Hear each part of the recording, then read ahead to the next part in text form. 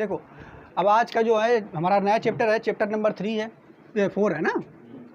Chapter का नाम है संधारित्र तथा परावैद्युत, अंग्रेजी में कैपेसिटर तथा और डाइलेक्ट्रिक, ठीक है। लेकिन इस चैप्टर को पढ़ने से पहले हम क्या पढ़ेंगे, कुछ चालक आचालक, उसका कुछ बेसिक है वो हम समझ लेते हैं। चालक क्या होते हैं, आचालक क्या होते हैं। तो चालक क्या होते हैं, ऐसे पदार्थ जिससे विद्युत धारा बड़ी आसानी से निकल जाए उसको क्या कहेंगे, चालक, ठीक है। जिससे विद्युत धारा का प्रवाह हो जाए वो सब चालक। जैसे जितनी भी धातुएं होती हैं वो सब चालक होती हैं, क्योंकि अगर देखो विद्युत धारा जो होती है वो धातुओं के माध्यम से ही तो एक स्थान से दूसरे स्थान पर उसको हम ले जाते हैं। जो तार होते हैं, तार वायर जो होते हैं, वायर उसमें क्या होता है, वायर जो होते हैं उसके अंदर धातु ही तो लगी होती है। एल्युमिनियम का तार होता है, ऊपर रबड़ फिट कर देते हैं ताकि कोनो इस तार को छीना लेना है तो उसको भी धारा करंट लग जाएगा।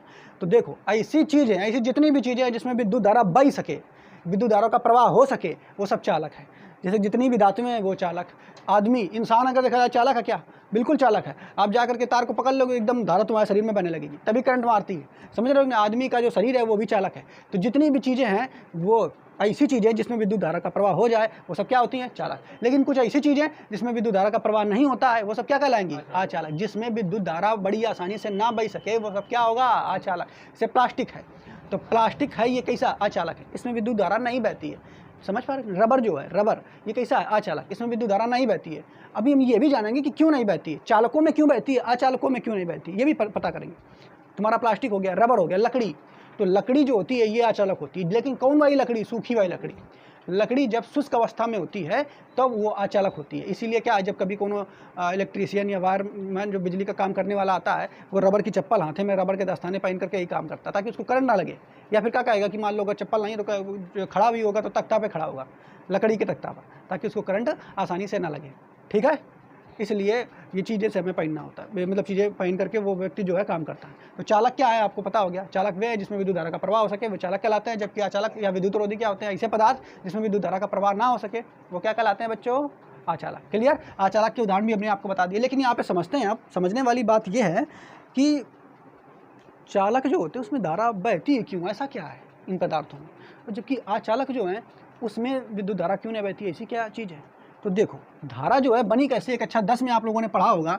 धारा का कॉन्सेप्ट क्या है कि जब कौनो आवेश चाहे वो धन आवेश हो और चाहे वो ऋण आवेश है, जब कौनो आवेश चाहे धन आवेश हो चाहे ऋण आवेश अगर गति करेगा, मान लो ये धन आवेश, भाई साहब हैं ये धन वाले, अब इनका दौड़ा दो इधर, अगर ये चलेगा, ये धन आवेश चलेगा तो क्या करेगा, धन आवेश के चलने से विद्युत धारा उत्पन्न होती है। चाहे धन आवेश चले चाहे ऋण आवेश चले। मान लो किसी चीज़ में धन आवेश है, अब वो ऐसे चलने लग गया धन आवेश, तो जिस दिशा में धन आवेश चलेगा विद्युत धारा भी उसी दिशा में बहना शुरू कर देगी, यानी विद्युत धारा भी उसी दिशा में ऐसे बहना शुरू कर देगी। लेकिन अगर आप देखो ऋण आवेश, भाई साहब अगर इधर चलता है ऐसे तो विद्युत धारा इसके कारण भी बहेगी। अगर ये दोनों गति करेंगे, धन आवेश या ऋण आवेश, अगर दोनों गति करेंगे तो विद्युत धारा उत्पन्न होती है। किनके गति करने से, आवेशों के गति करने से। अगर आवेश नहीं होता तो धारा नहीं होती, ठीक है, जिसका उपयोग आप वर्तमान समय में कर लो। अगर देखो ये सोचा जाए कि वर्तमान समय जो है अगर बिजली ख़त्म कर दी जाए, मान लो कैसे हो, तो जितनी दुनिया की जो विकासशीलता है वो जा करके 80% रुक जाएगी अगर बिजली ख़त्म कर दी जाए। आप मोबाइल में जो पढ़ रहे हो ये ख़त्म हो जाएगा, लाइट है ख़त्म हो जाएगा, पंखा है ख़त्म हो जाएगा, सब चीज़ें जितनी हैं अधिकतर बिजली ख़त्म कर दी जाए तो आदमी का जो डेवलपमेंट है, विकास है, ये 80% हम बोले 90% तक डेवलपमेंट उसका कम हो जाएगा। समझ पा रहे हो कि नहीं। तो लाइट की ही देन है जो आज मनुष्य इतने ऊपर पहुंच गया है विकास के क्षेत्र में। और लाइट को अगर ख़त्म कर दिया जाए, इस बिजली का आविष्कार ना किया गया होता तो आदमी आज इतने ऊपर नहीं पहुंचा होता, ठीक है। तब ये सब साइंस वगैरह सब चीज़ें जो हैं ये बड़ी ज़रूरी हैं व्यक्तियों को पढ़ाने के लिए, बच्चों को किसी राष्ट्र के निर्माण में विद्यार्थियों को पढ़ाना बहुत आवश्यक है। अब हमारे देखो, अब जापान, अमेरिका से ये सब देश कहाँ आगे हैं, क्योंकि वहाँ की जो पिक्चरें होती हैं वहाँ पे भी उनको साइंस और टेक्नोलॉजी पढ़ाई जाती है, दिखाई जाती है पिक्चरों में भी। तो बच्चे भी उत्सुक होते हैं कि हमें साइंस पढ़ना है, साइंटिस्ट बनना है, ये आविष्कार करना, वो आविष्कार करना, हमें भी रोबोट बनाना, ये दुनिया भर की चीज़ें। तभी वहाँ के बच्चे खूब पढ़ते हैं। अब देखो वो वर्ल्ड में आगे हैं। अब इंडिया की पिक्चरें भी देखो 90 के दशक वाली, वो प्यार मोहब्बत इश्क वाली, और वही पिक्चरें बनाते हैं। तो क्या है, वो इंडिया के लोग, ऐसे लोग क्या करेंगे, जनसंख्या बढ़ाने के अलावा कोनो काम फिर नहीं करते हैं, अब वही काम करते हैं।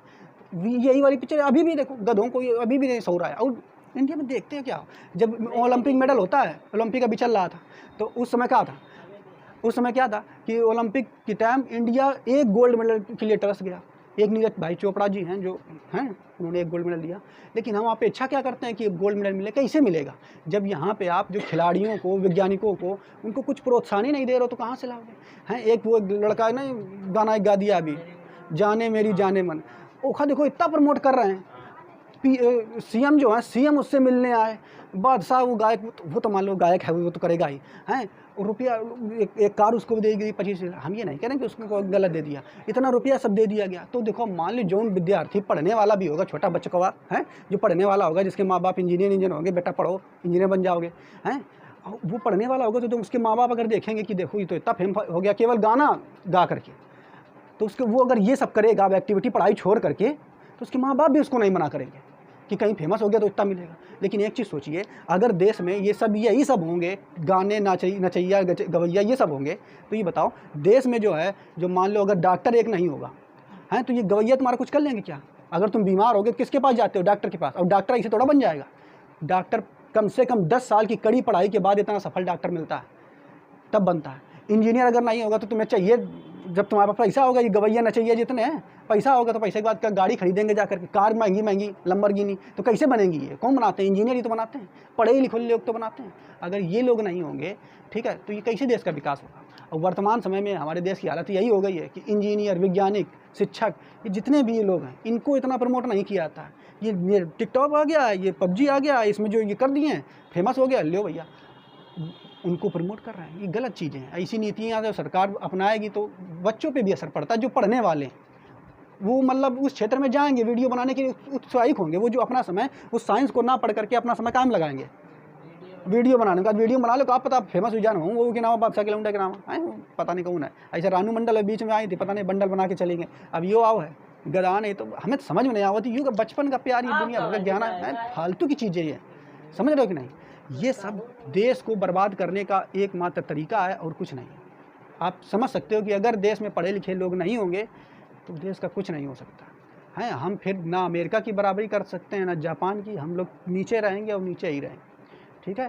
तो आप लोगों का लेकिन ये कर्तव्य है कि आप लोग पढ़ाई करते रहिए, तभी कुछ हो सकता है, ठीक है। पढ़ाई के द्वारा ही, हम ये नहीं कहते कि पढ़ाई से बहुत रुपया मिल जाएगा, लेकिन पढ़ाई से देश आगे बढ़ सकता है, समझ रहे हो?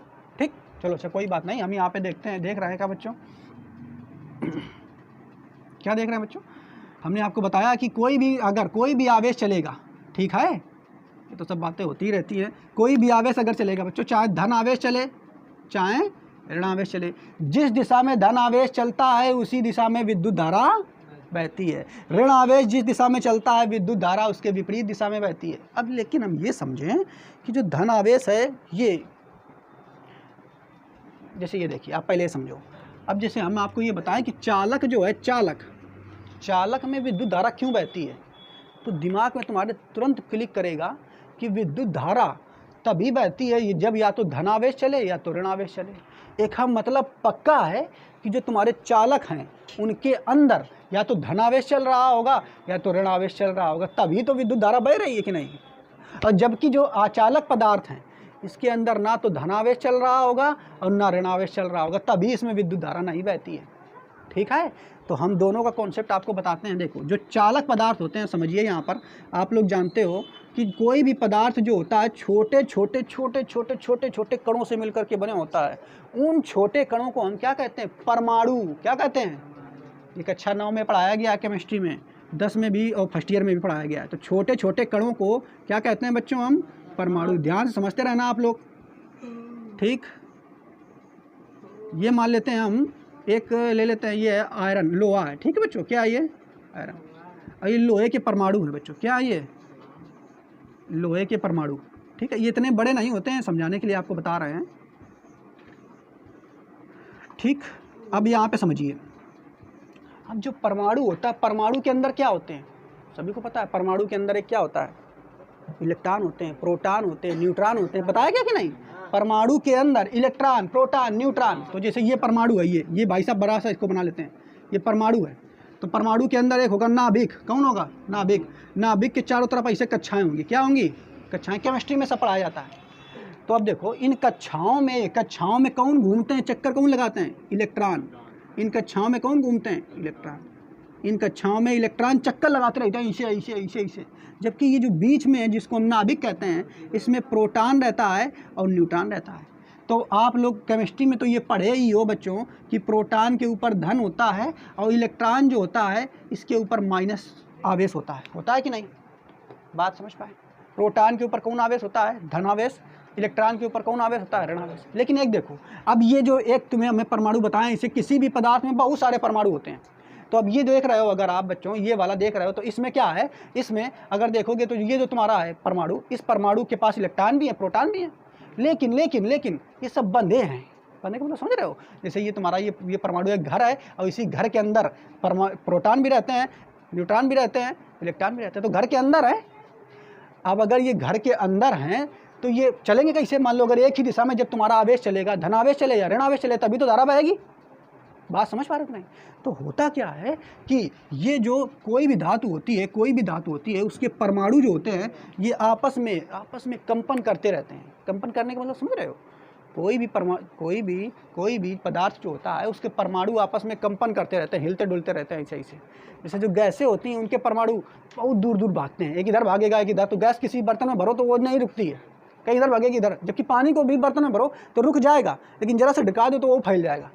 तो पानी यानी द्रव और गैस, इनके अणु जो होते हैं इधर उधर भागते रहते हैं, जबकि ठोस जो पदार्थ होता है उनके इधर उधर भागते नहीं हैं, लेकिन वो हिलते रहते हैं, ऐसे ऐसे हिलते रहेंगे, ऐसे ऐसे हिलते रहेंगे। जैसे ये देख रहे हो ये वाले, ये बहुत सारे परमाणु हैं, तो ये सब क्या करते रहते हैं, ऐसे ऐसे ऐसे ऐसे हिलते रहते हैं, ऐसे ऐसे हिलते रहते हैं, ऐसे ऐसे हिलते रहते हैं, ऐसे ऐसे हिलते रहते हैं अपनी जगह पर, वाइब्रेशन करते हैं। वाइब्रेशन मोड नहीं होता है वो, वैसे तरह एकदम वाइब्रेट करते रहते हैं, ठीक है? हाँ वैसे, ठीक है। अब जब ये देखो, अब ऐसे हिलते रहेंगे तो होगा क्या, जब ये हिलेंगे तो एक दूसरे टकराएंगे? नहीं टकराएंगे, मार एकदम ऐसे से हिलेंगे तो टकराएंगे। और जितना ज़्यादा ये गर्म होगा, मतलब कोनो धातु जितनी ज़्यादा गर्म होगी उसके परमाणु उतनी तेज़ी से हिलेंगे, और जितनी तेज़ी से हिलेंगे उतनी तेज़ी से एक दूसरे में टक्कर होगी। और जहाँ टक्कर हुई तो टक्कर होने में क्या होगा, इनके घरों से जो इलेक्ट्रॉन ये बंधे घूम रहे हैं ना किनारे किनारे, वो निकल के बाहर आ जाते हैं। टकराएं, जैसे टकराएं तो 2-4 नीचे गिर गए। समझ रहे हो कि नहीं? बात समझ में आ रहा है कि नहीं? जैसे आप ये देख रहे हो, अरे यही समझ लो, जो मान लो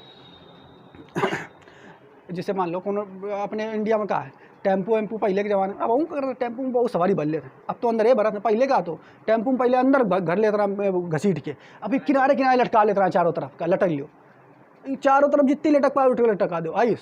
तो इस करने के बाद मान लो टेम्पो, मान लो कोनो जा रही बढ़िया से चला और अचानक कोनो टकरा गई, तो जैसे टकराएगी तो क्या होगा, 3-4-5 तो नीचे गिरेंगे कि नहीं? अब वही काम यहाँ होता है कि भैया ये भरे तो इलेक्ट्रॉन बहुत हैं, सब भरे हैं। अब मान लो जैसे टक्कर हुई तो इसे जो बाहर कक्षा वाले इलेक्ट्रॉन हैं वो नीचे लटक गए, नीचे गिर गए, नहीं समझ पाए?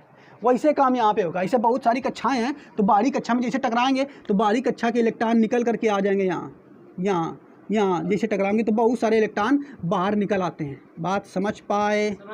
ठीक। तो ये जो बाहर इलेक्ट्रॉन निकल आए हैं, इन इलेक्ट्रॉनों को कहते हैं मुक्त इलेक्ट्रॉन। क्या कहते हैं? मुक्त इलेक्ट्रॉन।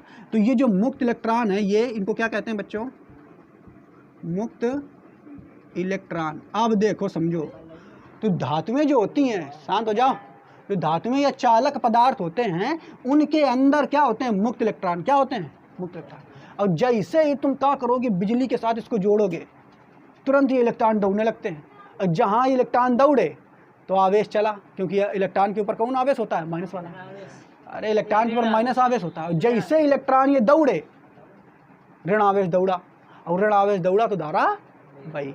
तो भैया जो चालक होते हैं, चालकों में धारा क्यों बहती है? क्योंकि इनके पास मुक्त इलेक्ट्रॉन होते हैं, जबकि अचालक जो होते हैं उनके पास मुक्त इलेक्ट्रॉन नहीं होते हैं। जैसे लकड़ी हो गई तो लकड़ी के पास मुक्त इलेक्ट्रॉन नहीं है, रबड़ है इनके पास मुक्त इलेक्ट्रॉन नहीं है, जितने प्लास्टिक है इनके पास मुक्त इलेक्ट्रॉन नहीं है। तो इनके पास मुक्त इलेक्ट्रॉन नहीं होते हैं, जिस कारण वो इलेक्ट्रॉन चल नहीं सकते हैं एक साथ। और जब चल नहीं सकते हैं तो उसमें धारा प्रवाह होगा क्या? नहीं होगा। तो इसीलिए चालक जो होते हैं उनके पास मुक्त इलेक्ट्रॉन होते हैं, इसलिए उसमें विद्युत धारा प्रवाह होती है, जबकि अचालक के पास मुक्त इलेक्ट्रॉन नहीं होते हैं, इसलिए उसमें विद्युत धारा का प्रवाह नहीं होता। तो ये बात भी आप इनमें ऐड कर लीजिए दोनों में, ठीक है? तो यहाँ तक चालक और अचालक की कॉन्सेप्ट समझ में आई। अब हम नेक्स्ट आगे पढ़ते हैं, इसको तब तक नोट करो। अब अगला हमारा टॉपिक है विद्युत धारिता। इसको समझते हैं। विद्युत धारिता क्या है?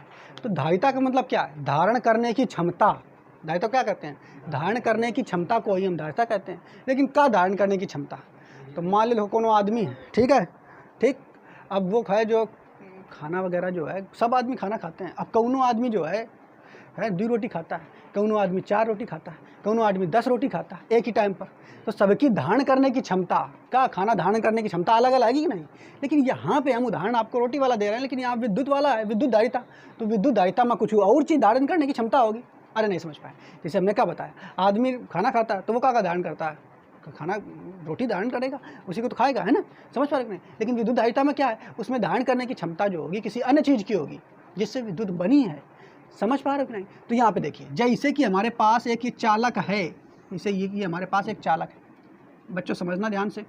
जैसे कि हमारे पास एक ये चालक है, ठीक है, ये कोई चालक है। चालक का मतलब आप जान चुके हो, हम आपको बता चुके हैं, ऐसा कोई पदार्थ, ऐसी कोई चीज़ जिसमें विद्युत धारा का प्रवाह हो सकते हैं, उसे हम क्या कहते हैं, चालक। तो देखिए यहाँ पे ये हमारे पास एक चालक है, यानी धातु का ये कोई है, ठीक है, ठीक है बच्चों। ये धातु का एक बड़ा सा गोला है तो चालक होगा कि नहीं। धातु का बड़ा सा गोलक है तो चालक होगा। अब हम क्या करें, इसके पास मान लो आवेश लेकर के आए, ठीक है, अनंत से आवेश लेकर के आए। देखो ऊपर से आवेश लेके गया इसके पास। तो पहले हम आवेश बहुत दूर से लेकर के जैसे ही आएंगे, तो यहाँ पे मान ले एक आवेश ले आए, ठीक। तो जैसे ही दूर से आवेश लाओगे, जैसे ही तुम आवेश लाए, यहाँ पे ध्यान समझिए, जैसे ही आवेश लाए वैसे ही इस गोले का विभव बढ़ेगा कि नहीं, पहले ये बताओ। जैसे ही तुम इस पे आवेश लाओगे वैसे इस गोले पे विभव आएगा। आवेश अगर होगा तो विभव होगा। हमने आपको बताया था क्या, अनंत से जब किसी बिंदु आवेश को लाने पर किसी बिंदु पर जो कार्य करना पड़ता है उसी को हम क्या कहते हैं, विद्युत विभव कहते हैं। अनंत से किसी बिंदु आवेश को किसी विद्युत क्षेत्र में लाने पे जो कार्य करना पड़ता है उसी कार्य को तो विद्युत विभव कहते हैं। तो अगर तुम आवेश को उन्हीं चालक पर ला रहे हो तो आवेश लाने पर वो जो तुम्हारा चालक है उस पर विभव आएगा कि नहीं, ठीक। तो मान लो एक आवेश खरीद देनी, फिर हम क्या करें, दूसरा आवेश फिर ले आए। देखो इधर समझते रहो बच्चों, दूसरा आवेश फिर ले आए तो दुई धारण का लेने से आवेश हो। तो जैसे ही दूसरा आवेश लाए, जैसे ही आवेश लाए वैसे इसका विभव और बढ़ गया। बात समझते रहना। पहला जब आवेश लाए थे तो विभव V1, दूसरा आवेश लाए तो विभव V2, तीसरा आवेश फिर लाए V3, विभव और बढ़ गया होगा।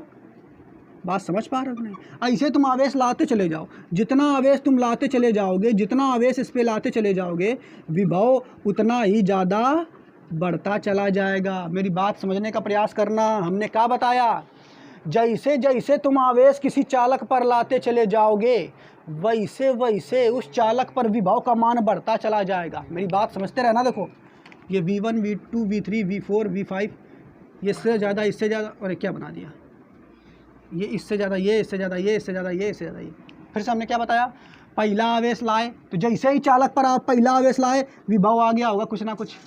दूसरा आवेश लाए तो विभव और बढ़ गया होगा। तीसरा आवेश लाए उस चालक पर तो विभव और बढ़ गया होगा। चौथा लाए तो और बढ़ गया होगा। जैसे जैसे आवेश लाते जाओगे विभव बढ़ता जाएगा।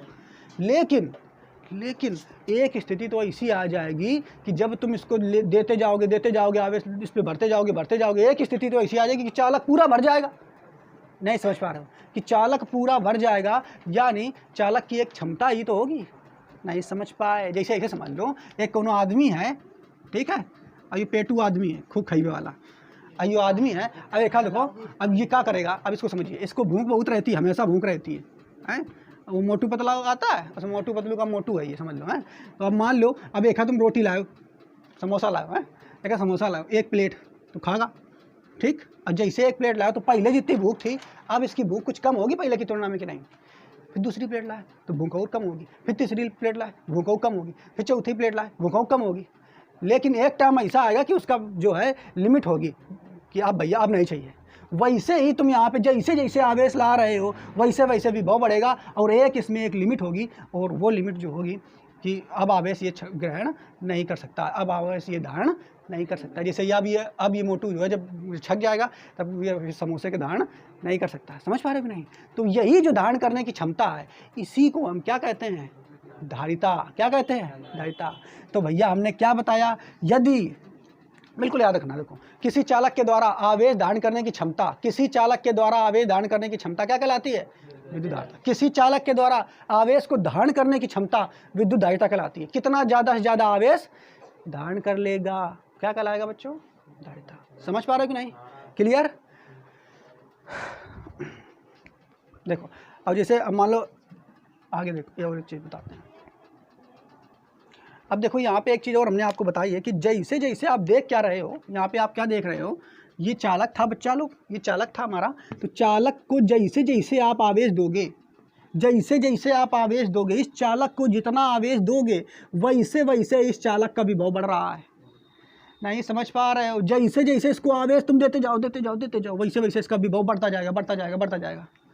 ठीक है, तो यानी Q प्रोपोर्शनल V होना चाहिए। इसका मतलब क्या हुआ? Q प्रोपोर्शनल V का मतलब जितना ज़्यादा किसी चालक को आवेश दोगे विभव उतना ही ज़्यादा बढ़ता जाएगा। यानी किसी चालक का विभव उस पर दिए गए आवेश पर निर्भर करता है। विभव आवेश जितना ज़्यादा, आवेश का मान जितना ज़्यादा दोगे उस चालक पर विभव का मान उतना ही ज़्यादा होगा। समझ पा रहे हो कि नहीं?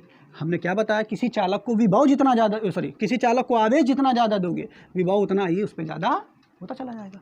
तो और हमने आपको क्या बताया, ये जो प्रोपोर्शनल होता है ये यही बताता है कि जितना जितना ये बढ़ेगा उतना उतना ये बढ़ेगा। इसी बात को हम लिखते हैं Q प्रोपोर्शनल V। और जब प्रोपोर्शनल हटता है तो क्या आता है, Q बराबर चिन्ह आता है और साथ ही साथ प्रोपोर्शनल के साथ एक नियतांक आता है। तो यहाँ जो नियतांक आएगा वो C आएगा और V तो तुम्हारा था ही। ठीक है, और जो ये C शब्द आया है बच्चों, ये जो C दिखाई दे रहा है, ये नियतांक जो दिखाई दे रहा है, ये C को ही हम क्या कहते हैं, विद्युत धारिता। क्या कहते हैं इसे बच्चों, विद्युत धारिता। और धारिता अभी हमने आपको बताई, क्या बताया, किसी चालक के द्वारा आवेश को धारण करने की क्षमता को हम क्या कहते हैं, धारिता। समझ रहे हो? जैसे ऐसे किसी आदमी के द्वारा रोटी धारण करने की क्षमता जो है उसको क्या कहलाएगी, भूख की धारिता। समझ रहे हो कि नहीं? ऐसे वो आवेश की धारिता है। जितनी ज़्यादा आवेश कोई चालक धारण कर लेगा उसकी धारिता उतनी ज़्यादा है, और जितना कम कोई चालक जो है आवेश को धारण कर पाएगा उसकी धारिता उतनी कम। समझ पाए? और धारिता जितना, मतलब क्या बताया हमने, जितना ज़्यादा आवेश बढ़ेगा, जितना ज़्यादा आवेश बढ़ेगा विभव का मान उतना ही ज़्यादा बढ़ेगा। और यानी इस बात को हम लिख सकते हैं Q प्रोपोर्शनल V। तो Q बराबर, ये प्रोपोर्शनल हटाएंगे तो एक नियतांक आते हैं, और ये नियतांक जो है ये C होता है। इसी को हम क्या कहते हैं, विद्युत धारिता। और C क्यों लेते हैं, क्योंकि C जो है तुम्हारा धारिता की अंग्रेजी जो होती है क्या होती है, कैपेसिटेंस। ठीक है, तो इसी से C तुम्हारा चुराया गया। समझ में आया कि नहीं? क्लियर? अब इसकी थोड़ी सी परिभाषा पढ़ लेते हैं। देखो क्या लिखा हुआ है, किसी चालक की विद्युत धारिता, किसी चालक की विद्युत धारिता C उस चालक की विद्युत आवेश, उस चालक की विद्युत आवेश संग्रहण करने की क्षमता की माप होती है। यानी किसी चालक की विद्युत धारिता जो होती है वो विद्युत आवेश संग्रहण, संग्रहण का मतलब अपने पास समाहित करना, संग्रहण करने की क्षमता की माप होती है। या अगर ये आपको कठिन लगे तो आप बस इतना याद कर लो, किसी चालक के द्वारा विद्युत आवेश को संग्रहित करने की क्षमता को क्या कहते हैं हम, या संचित करने की क्षमता को क्या कहते हैं हम, विद्युत धारिता। ठीक है, इसके बाद अगली लाइन क्या लिखा हुआ देखो, जब किसी चालक को आवेश दिया जाता है, तो जब किसी चालक को आवेश दिया जाता है तो उसका विद्युत विभव आवेश के अनुपात में बढ़ता है। तो उसका विद्युत विभव आवेश के अनुपात में बढ़ता है। यानी आवेश दोगे तो विभव भी बढ़ेगा, आवेश दोगे तो विभव भी बढ़ेगा। इसी बात को हमने यहाँ पे लिख दिया, यानी Q बराबर C × V। यहाँ तक आप नोट करिए, फिर आगे बताते हैं। देखो, तो अभी हमने आपको बताया कि विद्युत धारिता क्या होती है वास्तव में। ठीक है, कोई भी चालक जितना ज़्यादा आवेश संचित कर लेगा उसकी धारिता उतनी ज़्यादा होगी। इसको एक बात को समझते हैं हम यहाँ पे। जैसे यहाँ पे देखिए आप लोग कि जो धारिता होती है, धारिता C, ठीक है, अगर यहाँ से C का वैल्यू हम निकालें तो कि पहले क्या निकल के आएगा ये देखते हैं। तो C बराबर अगर आप निकालोगे तो क्या निकल के आएगा, C बराबर आप निकालोगे तो जो V है बटे में चला जाएगा। तो C बराबर Q/V आ जाएगा कि नहीं, आ जाएगा कि नहीं बताओ, C बराबर Q/V आ जाएगा। अब हम आपसे कहें कि जो धारिता होती है उसका मात्रक क्या होता है, तो मात्रक आप निकाल लोगे। देखो, तो C यानी धारिता का मात्रक अगर आप आपसे निकालने के लिए कहें C का मात्रक, तो बच्चों मात्रक आप निकाल लोगे बड़ी आसानी से। कैसे निकलेगा, देखो C बराबर Q/V, हमको सूत्र पता है, C बराबर Q/V सूत्र पता है। तो Q जो है आवेश है, आवेश का मात्रक होता है कूलाम, आवेश का मात्रक बच्चों क्या होता है, कूलाम। V जो है ये क्या है तुम्हारा, विभव है, और विभव का मात्रक क्या होता है, वोल्ट। तो अगर आपसे कोई कहे कि धारिता का मात्रक क्या होता है, तो कूलाम बटे वोल्ट। धारिता का मात्रक क्या होता है, कूलाम बटे वोल्ट। लेकिन एक वैज्ञानिक थे जिनका नाम था फैरड। क्या नाम था, फैरड। उन्हीं ने इस धारिता के संदर्भ में चीज़ें बताई, उन्हीं ने इसको खोजा था। तो उनके सम्मान में इसी को कूलाम बटे वोल्ट को क्या कहा जाने लगा, फैरड। तो कूलाम बटे वोल्ट को ही फैरेड भी कहा जाता है। बच्चों समझ पा रहे हो कि नहीं? जो तुम्हारा देखो फैन वगैरह होता है, फैन जो होता है ना, उसके पास ये कैपेसिटर संधारित्र लगे होते हैं, ठीक है, संधारित्र लगे होते हैं। तो जब तुम्हें संधारित्र बताएंगे तो वहाँ तुम्हें बताएंगे कि फ़ैन में भी लगे होते हैं, संधारित्र क्या होता है, उसमें धारिता होती है, ठीक है, वो चीज़ें हम तुम्हें बाद बताएंगे। तो यहाँ पे हमने क्या बताया, सी का मात्रक यानी तुम्हारा इसका मात्रक क्या होता है, कूलाम बटे वोल्ट, और इसी को ही हम फैरेड कहते हैं। तो आपसे क्वेश्चन ऐसे पूछ सकता है कि बताइए निम्न में से धारिता का मात्रक क्या है, और हो सकता है वो तुम्हें फैरेड ना दे, तुम फैरेड याद करके जाओ, तुम फैरेड ना दे, ये वाला दे, तो तुम इसको याद रखोगे, कूलाम बटे वोल्ट को हम फैरेड कहते हैं। अब इसके आगे और समझते हैं। यहाँ पे एक चीज़ समझते हैं बच्चों, सी की निर्भरता, सी की निर्भरता ये क्या है, मतलब सी की निर्भरता मतलब धारिता की निर्भरता। सी जो है धारिता किन किन बातों पे निर्भर करती है, तो देखिए पहले ये समझिए। जैसे अभी हमने एक उदाहरण आपको दिया कि एक व्यक्ति है वो कितना ज़्यादा खाना खा सकता है, वही तो उसकी धारिता होगी कि नहीं। कितना ज़्यादा कौन खाना खा सकता है, वही उसकी धारिता होगी। तो अगर खाना खाने की क्षमता है तो किस किस बात पर निर्भर करेगी, भैया वो आदमी जितना बड़ा होगा खाना ज़्यादा खाएगा। जैसे बच्चा है तो छोटा बच्चा ज़्यादा खाना नहीं खाता है, रोटी खाओ एक क्या नहीं खा पाए, क्योंकि उसका आकार छोटा है, छोटा साइज है, तो भैया छोटा कम खाना खा पाता है, यानी उसको रोटी धारण करने की क्षमता कम है। लेकिन वही अगर बड़ा व्यक्ति होगा, ठीक है, नव युवक होगा, तो उसकी धारण करने की क्षमता ज़्यादा होगी, रोटी खाने की क्षमता ज़्यादा होगी। क्यों? क्योंकि उसका आकार बड़ा हो गया। बात समझ पा रहे हो नहीं? यानी आकार बड़े होने से धारण करने की क्षमता ज़्यादा हो जाती है। ऐसे ही अगर देखिए बच्चों, एक ये छोटा गोला है और एक ये बड़ा सा गोला है, ये भी चालक है, ये भी चालक है, तो इन दोनों में से आवेश धारण करने की जो क्षमता है किसके पास ज़्यादा होगी, क्योंकि इसका आकार बड़ा है। तो भैया जो धारिता है किस किस बात पर निर्भर करती है, आकार पर निर्भर करती है। किस पर निर्भर करती है? आकार पर। पहली बात है आकार पर निर्भर करती है, ठीक, किस पे निर्भर करती है? आकार पर। यानी किसी चालक का आकार जितना बड़ा होगा, जितना बड़ा आकार, जितना ज़्यादा साइज, उतनी ही ज़्यादा धारिता। बात समझ पा रहे हैं कि ना? ऐसे छोटा कमरा है, इस छोटे कमरे में मान लो 20 विद्यार्थी बैठते हैं, अब वही बड़ा सा हॉल बना दें, ठीक, तो उसमें 50 बैठेंगे। तो जितना बड़ा आकार बड़ा तो धारण करने की क्षमता ज़्यादा। तो धारिता किस बात पर निर्भर करती है? पहला आकार पर। दूसरा किस पर निर्भर करता है समझिए, एक उदाहरण फिर समझिए। मान लो तुम जो है, ठीक है, कोनो पार्टी में गए, तुम्हारी रोटी धारण करने की जो क्षमता है वो 4 है, और तुम वहाँ गए, पार्टी में गए, बढ़िया 4 रोटी दबाई पनीर वनीर के साथ, और उसके बाद फिर क्या है, इतना तुम खा, इतने में तुम धारण करने के बाद थक जाते हो। घर में रहोगे तो नॉर्मली इतना खाओगे, लेकिन जब पार्टी वार्टी में जाते हो तो देखते हैं क्या हो रहा है, रसमलाई बनी है, वो बनू है, तो इतना तो पहले दबाओगे ही, और उसके बाद रसमलाई देखोगे, ये तो बढ़िया चीज़ है, तो सामने बढ़िया चीज़ है तो तुम कहो लाओ ये खा लेना, तो तुम वो दबा लियो। और देखिए तो यानी तुम्हारा जैसे तुम देख रहे हो सामने बढ़िया बढ़िया व्यंजन बने हुए हैं, तो तुम्हारे धारण करने की जो क्षमता है वो बढ़ जाएगी। कैसे बढ़ जाएगी? क्योंकि सामने जो है नए नए प्रकार के व्यंजन है। समीपवर्ती माध्यम कैसा है? समीपवर्ती माध्यम मतलब जब तुम वहाँ जाते हो तो पास पास का माध्यम कैसा, बढ़िया बढ़िया चीज़ें बनी है, तो तुम जितना धारण करते थे उससे ज़्यादा धारण कर जाओगे।